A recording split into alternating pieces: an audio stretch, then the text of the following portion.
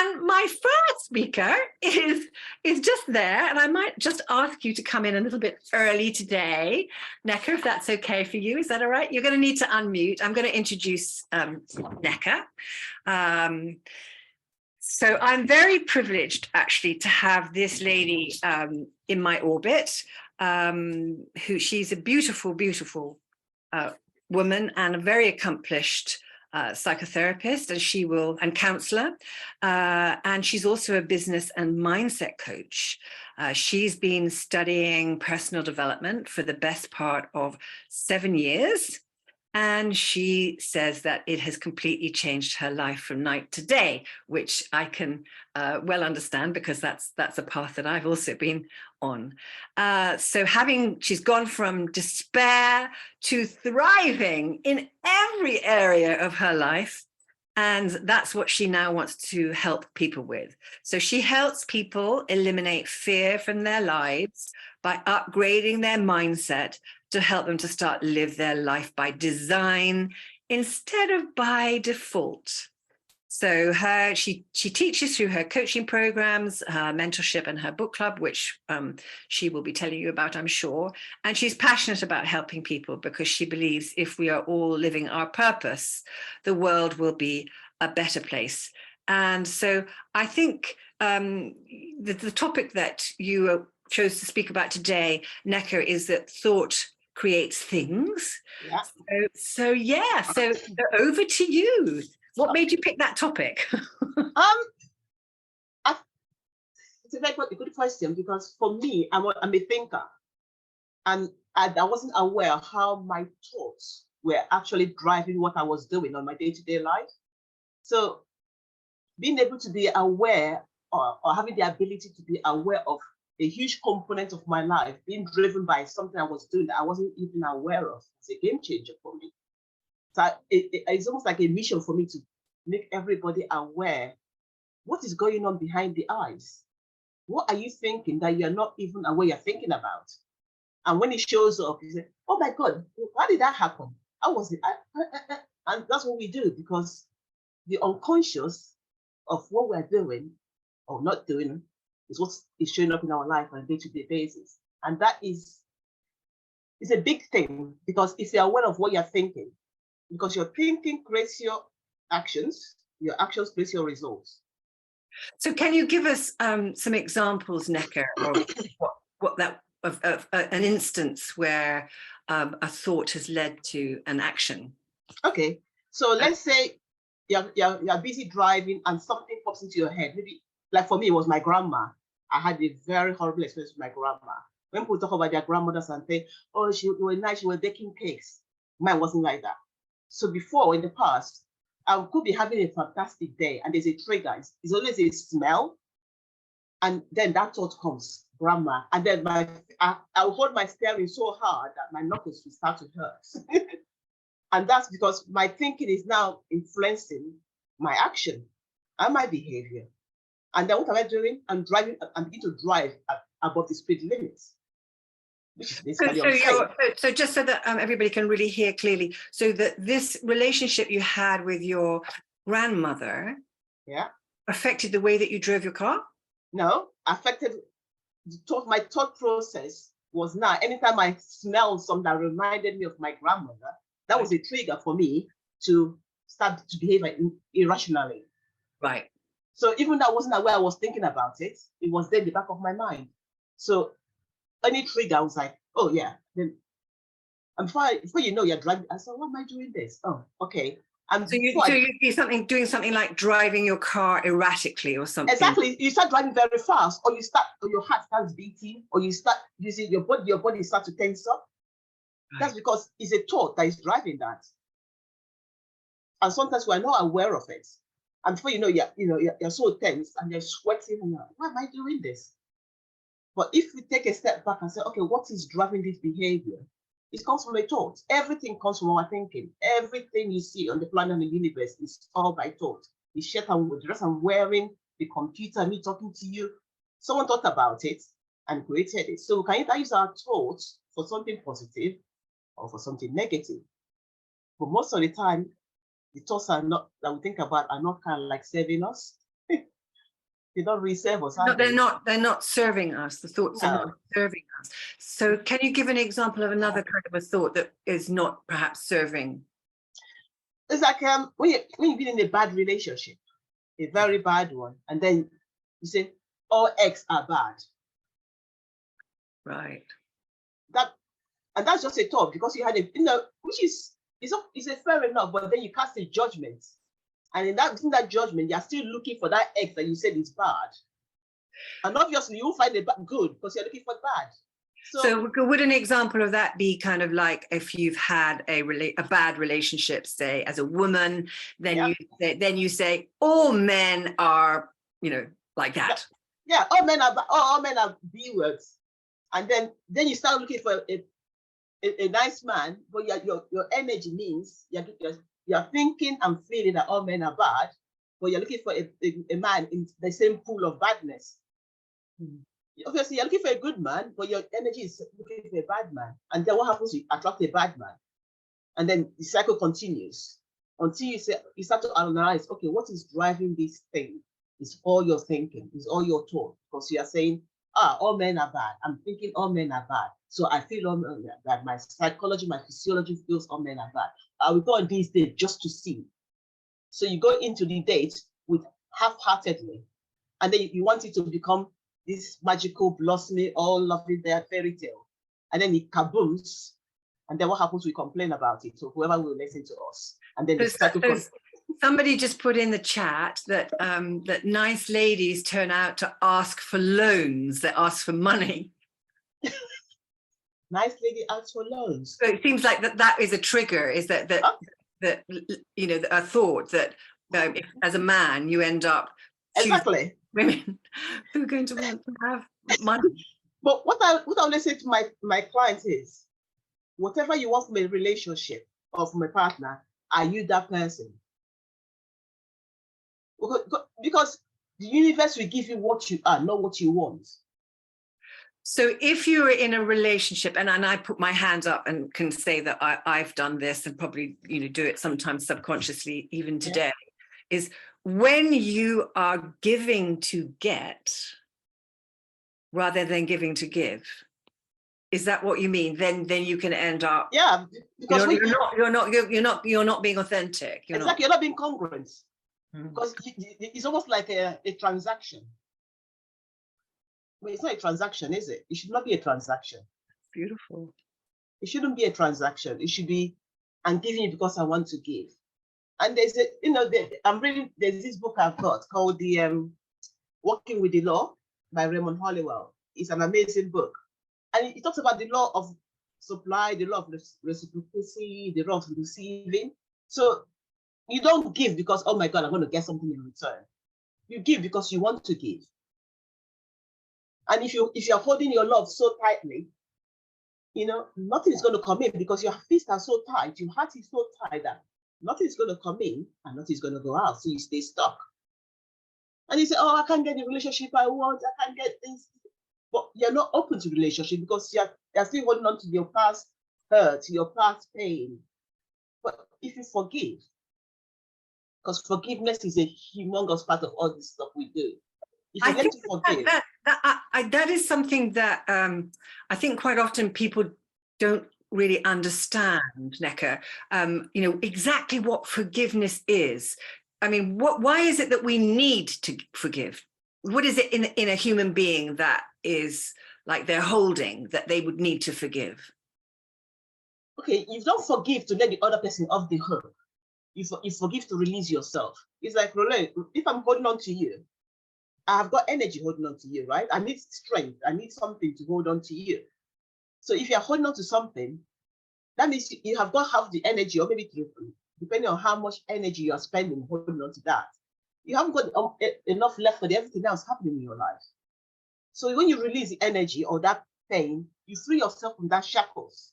It's almost like. And what would be an example of that kind of pain?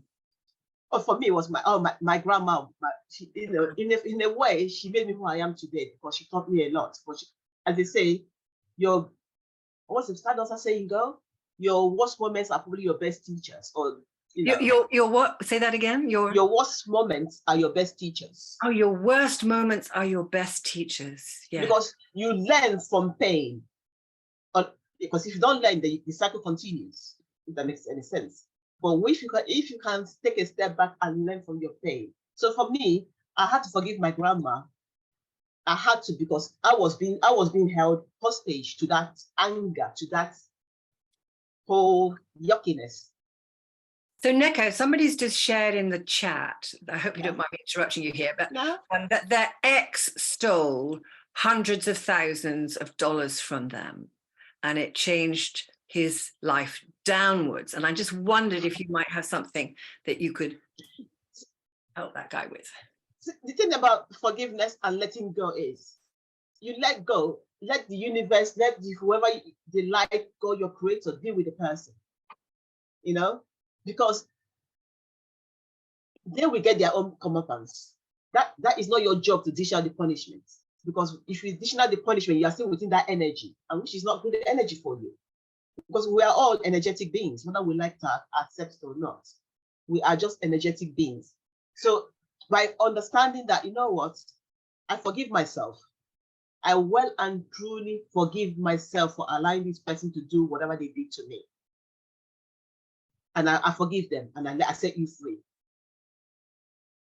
And so how would you actually go about doing that? I mean, do you just say it, I forgive that person, or do you kind of like meditate or pray about it, write about it, go and jump up and down outside and scream out loud? What do you do? All of the above? All of the above. So what I've got a forgiveness prayer I could send to all the participants. I've got a forgiveness prayer that you can read every day, but you need to read it and start to believe it. Because sometimes it starts off that I'm just saying this, but you need to believe it. It needs to be authentic. It needs to come from the heart, because you cannot just forgive superficially, because your bones, your DNA knows you haven't forgiven. So I'm putting you on the spot here. What does it say, the forgiveness prayer? Or you don't have it? I'm putting you on the spot because you don't have it handy, probably. But it's you do. It says, let me see. Okay, there's quite a few of them.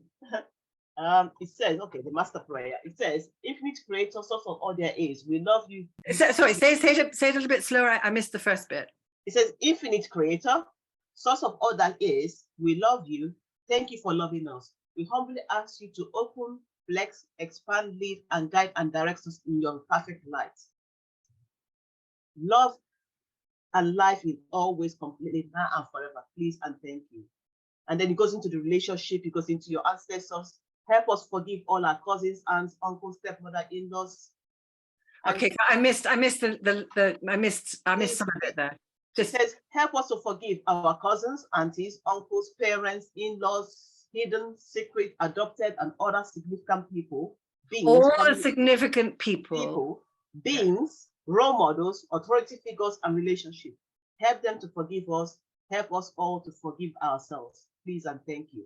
So it's quite a big it's an A4. And if you can read that every day for 90 days, you see a magic. You start to feel less tense in your shoulders, or whenever you store your anger or pain. Yeah. You start to feel less clunky. You start to feel a lot freer, because forgiveness is that magical flow that gets you to where you want to go.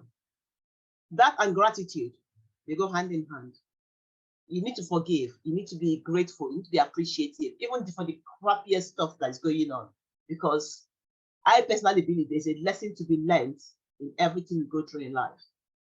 There's a lesson, no matter how sucky it was, there's a lesson to be learned. But my grandma taught me patience.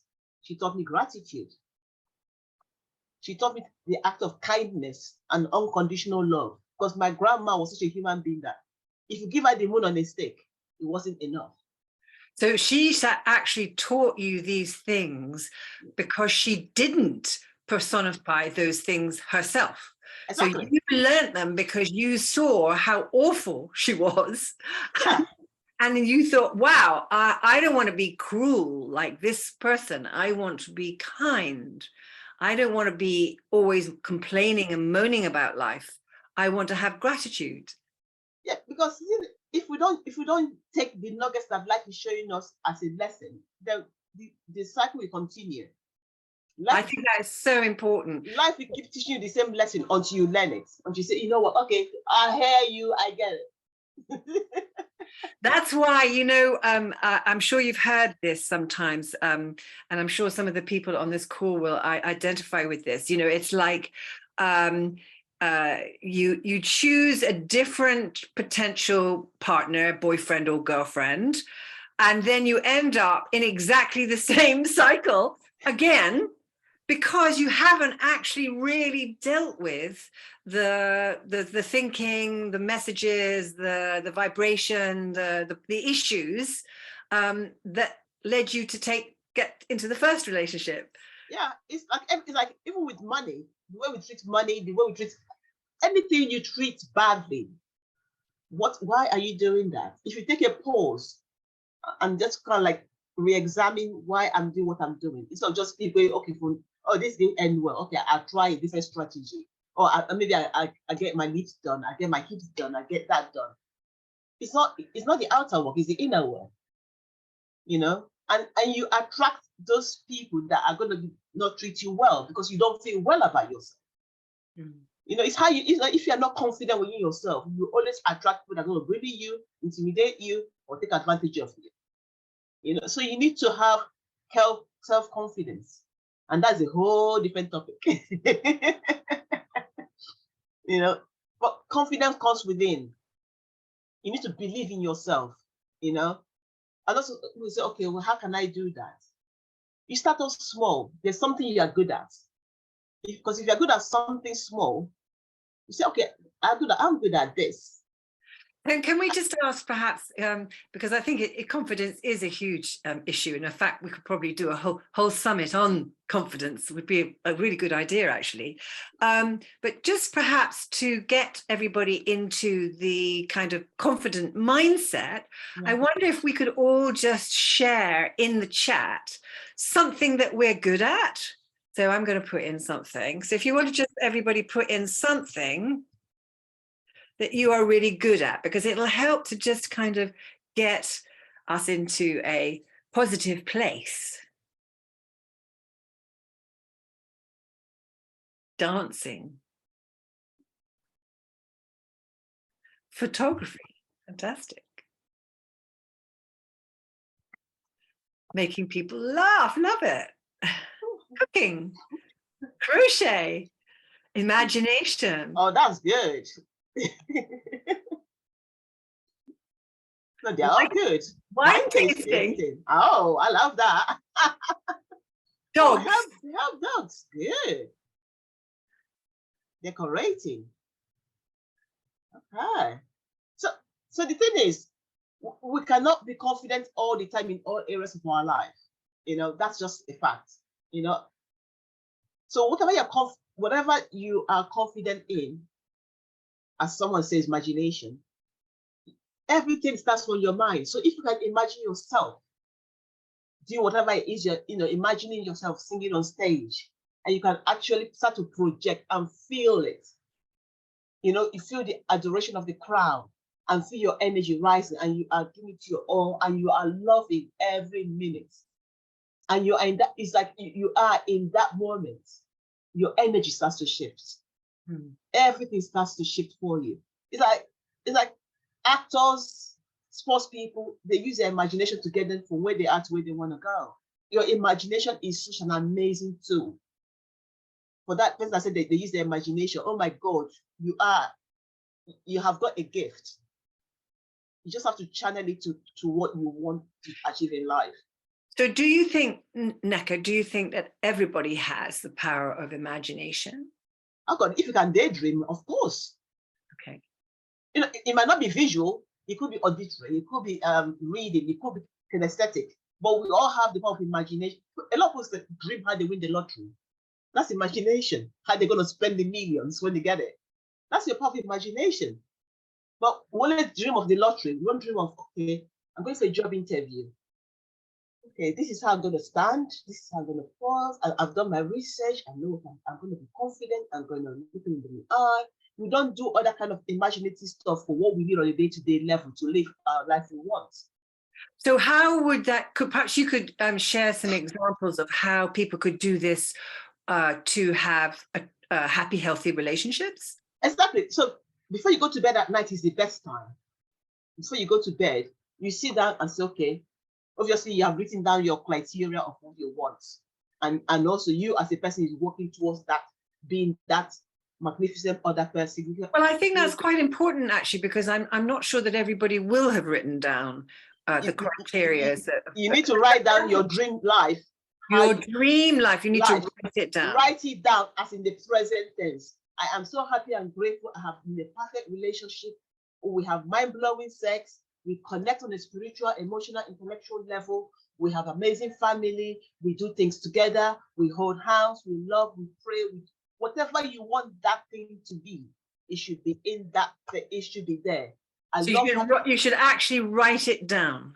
Write it down. You read it every day to yourself. Yes. And then what you do before you go to bed, you close your eyes and you imagine yourself, wherever that person you want to have be, on your favorite island or a beach or whatever spot it could be, even be at home having a dinner party. And you can just imagine you sitting back with your significant other person, and you say, "Oh my God, honey, isn't this wonderful? We have just, and we've got an amazing home. Our friends and family are here. Everybody is happy. We're healthy." And you see yourself in there. You are not outside that picture. You are in the picture. And what are you wearing? Who are you with? What are you saying? Who are you being? What are you feeling? Because feeling is so important. The feeling. As Neville Goddard said, this feeling is the secret. You need to feel it. You need to embody it. And as you drift off to sleep, there's a smile going on your face.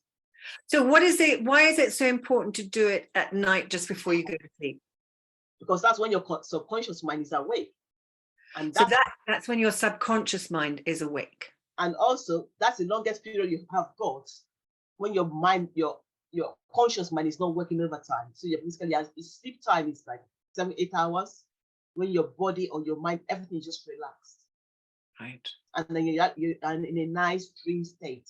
So, and that's why they said, you say your prayers before you go to bed and you're smiling. You say everything before you go to bed. So you wake up in the morning, you are still in that high vibration, as opposed to thinking to your problems. Because when you think of so for those people who may not do like prayer, but they can still do a kind of visualization. Visualization is good. It's always, if you can visualize yourself, but you have to be in the picture. You are not outside of the picture. You are in the picture. You are not a third party. You are the main character. You are in the picture. Your significant other is there with you. Whoever you want on that dinner table, whatever you're doing, laughing, you can hear the glasses, you can hear the conversation. You can even hear the breeze of the summer coming in, the flowers, the aroma of the food. You can feel like you are there. You need to be in there, feeling it, enjoying it, laughing, high-fiving, because when you feel it, you start to embody it. And there's something about every muscle in your body, every organ, every cell. It's almost like. So I'm just curious, actually, to ask the people who are here today, if there is something that they do before they go to sleep. Do you read a book? Do you watch the news? Do you write in a journal? Or do you make a phone call? Or are you on your computer? I'm just interested. Perhaps people might share somebody takes a heavy sleeping pill. Well, that will disconnect you actually with the potential of your conscious mind. So it might be useful just to, I know one of the things that I do that I must not do, I'm training myself not to do, is to watch the news. That's it's an old habit that I took from my parents, who always used to watch the television, last thing at night, they'd watch the news. And actually, I've really come to realize that is probably the worst thing that you can do just before you go to sleep, because it fills your mind with, a load of absolute rubbish. So somebody's just shared, they journal. Yeah. Yeah. Yeah. So even if you journal, do a gratitude journal, or even if you say just do 10 things, 5 things, or one thing you're grateful for before you go to, Yeah, nod off. because that's what Oprah Winfrey has a thing, doesn't she, where she says that to do every night to do a gratitude list. Does she say Yeah. that? Yeah, just something that will lift you up, not take you down, you know. But if you can be in your imagination before you go to bed of what you want to manifest in your life, that relationship, that job, that career, whatever, car, house, boat. So even if you feel that, I mean, you know, like for some people probably to imagine having a boat might be a little bit too far-fetched. Do you think that that's okay to still imagine that? But why not? Because the thing about all this stuff is we're always trying to control the checkers, the cards of life. But the secret is we are not in control of anything. You do not control anything. You do what you need to do from a place of inspiration, not from a place of desperation. So if you connect to your authentic self, whatever action you're taking during the day will lead you to where you want to go. As long as you're authentic and you're coming from a place of inspiration and from a place of conscious awareness, it will always take you to your dream. You are not far away from your dream. You are not far away from your dream. But I think what it is, everybody wants something like yesterday. But the thing is, I always say to my clients is, you didn't get to where you are just like that. It took you years of mental abuse, mental torture, I'm not enough, I'm not worthy, I'm not this, that, and the other to get you to where you are. So you can't just click a finger and then boom, it's all gone. So if you've had a bad experience, Nneka, then what you're saying is that that hasn't come from nowhere. Of course not. Because from years of things like my grandma did not do all she did in just one click. It was years of system, you know. The thing about it is, as I always say, she only did what she knew how to, you know, what she could. But love was not her aim. The concept of love was not, for her, everything was transactional. If you give me money, I will love you. If you give me this, I will do this. You know, my mom gave her everything and it still was not enough. I'm like, yes, how greedy can you get? And I think that is something that the transactional basis in our world, as opposed to the heart-centered communication, is something that we are very exposed to. We're kind of very, you know, we're very led to believe that, you know, it's all about transactions. It's not about heart connection. So I mean, I just think that's quite interesting what you're saying. That I wonder if you could just say a bit more about that what that looks like, the heart connection. See, when you're doing things from your heart, it's like, I'm not quite sure if any of you have got a kid or a pet that you love so much that you do anything for. However, when a child is misbehaving, you kind of like pull them up to say, okay, the thing we do in relationship, because we love somebody so much, we don't want to rock the boat. So we keep stum and we don't say what we're actually feeling in our gut. Because the thing is, your body leaves clues. So nobody can take away your power unless you give them that permission to do that. And that's something we are all guilty of at some point in our life. Because you love someone so much, you think by doing more, they will love you more. No, they don't. They don't even respect you. So what we have to learn as a human being is that, how do I love myself enough? Because when you love yourself enough, you respect yourself enough, you know when to, you know when to get away. You know when to say, you know what, enough is enough. I love you enough, but I love myself more. I do not have, it doesn't have to be an abuse. It doesn't have to be whether it's psychological, emotional, financial, or spiritual.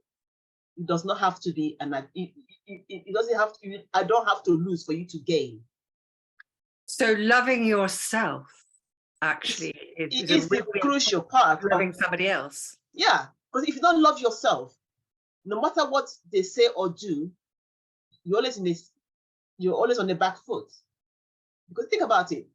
Okay, I said to you, Lorrayn, oh, you look beautiful today. And then you throw it back at me like, oh, no, it's just a, oh, nah, just had a wash. And then day after day, I say, oh, you look beautiful, and you keep knocking me back. After when they stop talking, and then you start to complain. Oh, you don't pay me a compliment. Oh, they don't know. He didn't say that. Oh, I got all dressed up today. You didn't even notice. But for years, they tell you look beautiful. You never acknowledge. You just sort of like dismiss their opinion. Are you dismissing appreciation? Yeah. That's because you don't appreciate yourself. Yes. So it's not to do with the other person. You are just projecting your stuff onto them. So because you feel rubbish in yourself, you're not able to. I mean, that can happen very easily in the dating situation, where people are, just don't believe that that their date actually really likes them, because they've got such a bad opinion of themselves. And I find that too when I'm counseling people, that sometimes people are refusing to let somebody love them. But that's the problem, because if you refuse someone to love you and you're still looking for love, how are you going to find it? So you need to sort yourself out first before you go into the dating pool. Because if you don't sort yourself out first, I promise you're going to attract another rubbish relationship. Or you sabotage a very good one. And they say, oh my God, he abused me. But you are the one. So you end up rejecting somebody even if they are actually really nice, because you just can't believe that that person would actually, be nice. Exactly, because it's almost like you sabotage it. You find a way to basically to break it.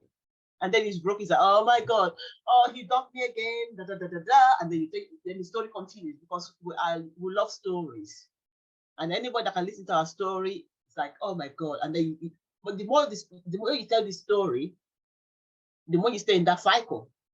I'm just wondering if anybody's got questions that they might ask you, Nneka. Yeah. Is that okay? We could absolutely.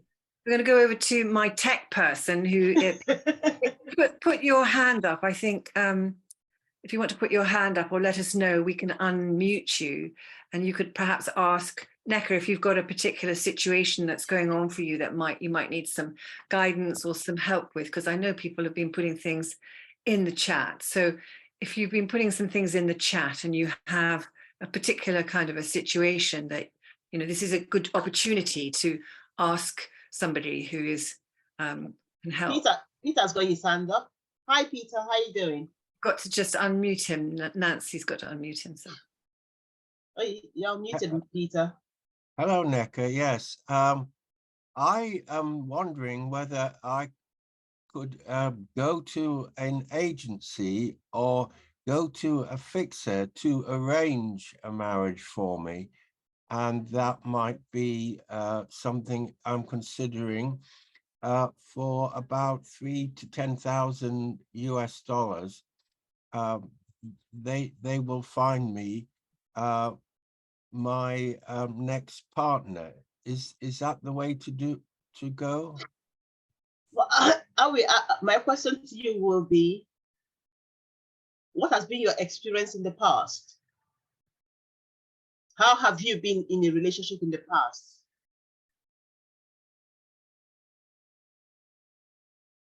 He's got to mute again. Has he? Yeah, he's got to mute. I think Nancy will unmute him. We can't hear you. Well, I've had past mistakes. I want to learn from the past and move forward, but I realize if I don't know where I'm going, I'm not going to get to the promised land. And so that is, I'm very mindful of that. The agency said that they could hand me a partner on a plate. That will be the lady of my dreams. Are they selling me a dream, or are they actually in the business of matching? Because I have filled out a 30-page document for the agency. Well, I will say to you, charity begins at home. Whatever issues you were working on within yourself, how we continue with that journey, Peter, before you start dishing out money. Because what's going to happen is the agency don't know you, or there is something you have written on a piece of paper, and you are going to attract a very nice woman. But what's going to happen is you probably sabotage it. So I would say work on yourself, resolve your past issues, and then you can go out and start dating. But I wouldn't go looking for marriage. I'm going to just go play. See how you feel. Just see how you feel. Well, I don't want to be a player or a lounge lizard. I want to be a serious guy taken seriously, to love and behold, and promise to death do I part. Absolutely. But as soon as I mention the possibility of marriage, the ladies of a certain kind are running wild. They're runaway bride. So the question you should ask yourself, why are they running away? What is it that they're running away from? Well, I think there is some people that actually have a commitment problem. They are afraid to commit, and therefore they get scared and run scared when they know that the guy is serious, and he has given the flowers, he has given the chocolates, he has given the perfume, and now he's on one knee with the ring to put a ring on the finger, and then they make some excuse and turn away and go off into the sunset. Right. Okay, Peter, it sounds to me that sometimes you might be coming across too strong. So, because you see, things have to go naturally. There's no timetable for this. It's not like, okay, I've done this, so tick, I've done that, tick, I've done that, tick. When you're ticking boxes, that's not a relationship. That's transaction. Oh, yes. I didn't see it that way, but I thought that 6 months was long enough on the Cupid to Twitter sweet words in my ear and get me to run to a jeweler and buy a ring. Yeah, maybe 6 months is maybe used to be, but not anymore these days, Peter. And also, as you said, your first comment was you're trying to sort out yourself. I will go back to that drawing board, Peter, and whatever issues you have had in the past, failed or unfailed relationships, try and get yourself maybe a good accountability partner that you can start saying, okay, I'm going to take this action to make me a better, not a husband, a better person for you. You start with you first, because when you're a better person for you, that projects outwards. Not from a neediness point of view, not from an eagerness, not from a place of desperation, but from a place of pure, authentic love. So beauty is on the inside, and I need to get the inside sorted before I can move on. But I do like people to get a handle on me, and I do confess all of my good points and bad points to the partner ladies, and I tell them after they've met me for one day, would they like to see me again? And they always say no. It could be because you're giving them far too much information. You're scaring them on the first day. It's like, you see, relationship is like a dance. It takes a while for the couple to come and start dancing to the same tune together. So you need to maybe slow it down, write down, And as you said, work on yourself, Peter, because when you work on yourself, people can tell. Can I just interrupt there? So, Nneka, how would Peter work on himself? By building his self-confidence and his self-esteem up, by believing in his own abilities. Like, when you think when you start saying I need somebody to do X, there's a desperation involved. You should be able to be within your own skin and be happy and content within your own skin. People love content people. There's something attractive about people that are content within their own skin. You see, when you go on a date and you tell a girl everything you want to know on the same day, and they know your DNA on the first date, why would I want to come back? There's no mystery to anything. There's no, it's like everything is a gradual unfolding. You know, and I do say this to some of the people that I mentor, you know, and you use the words yourself too, that it's dating and relationships actually are like a dance, or they are like a sports match, you know, like a tennis match. yeah. You know, one person hits the ball over, and then, you know, maybe it goes over there, or maybe and then it comes back again, and it's like learning to enjoy this or dance. You know, you can think of dancing with somebody, so you're really cluing into how you're feeling, how they're feeling, and also, I mean, and that practicing actually is also an aspect I think probably is quite important too. So are the ladies, are they playing hardball with me? Is that what they're playing? And then the more I send them the flowers, chocolates and perfume, the more the gifts get returned to sender. Am I getting a message? Yes. I thought that the old ways are the best, and that I would get them to be Miss Wonderful. Well, the question is, are you Mr. Wonderful? See, you are trying so hard, Peter, that you're sending flying. Well, I wear designer clothes and I scrub up well, and they I love it.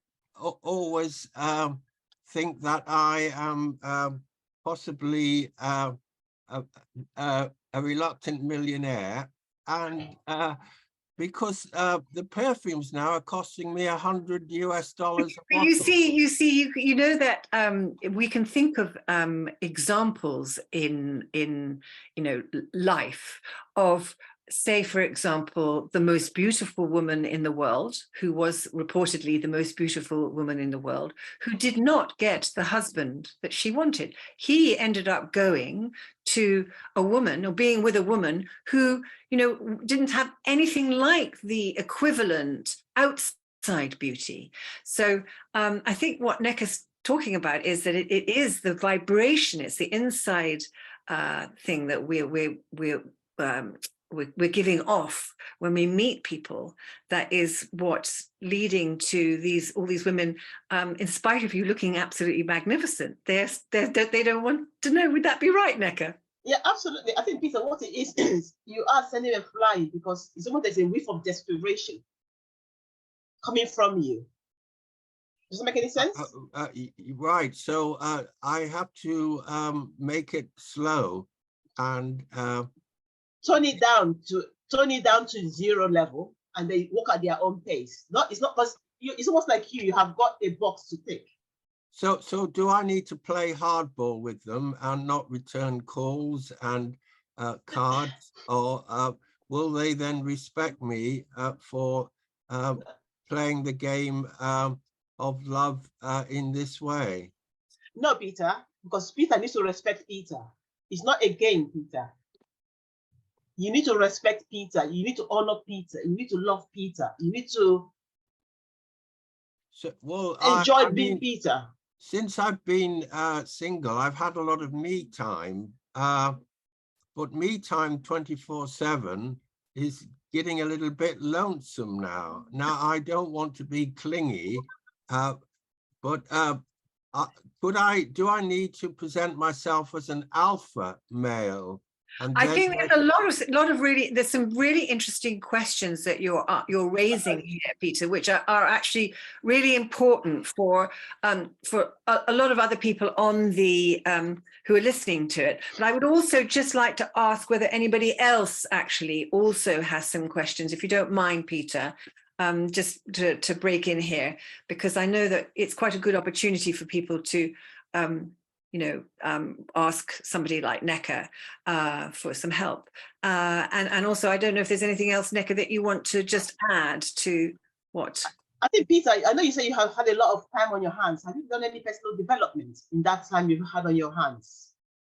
Well, yes, I've got addicted, not to love, but addicted to computers. The computer is my best friend because it never lets me down. And I'm with the computer, either the PC, the laptop, or the tablet, or the smartphone.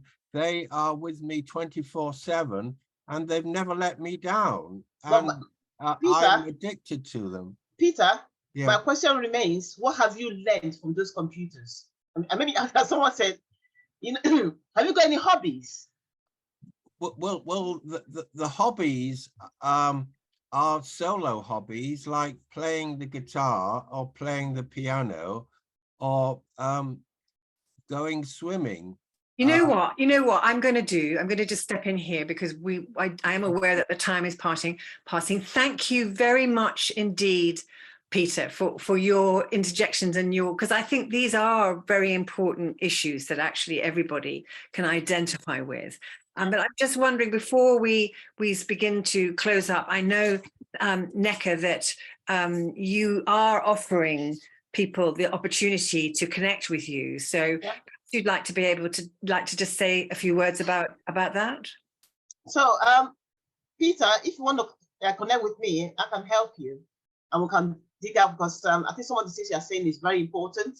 And being solitary, your stuff does not help you socialize in a wider context. So, Lorrayn has got all my details.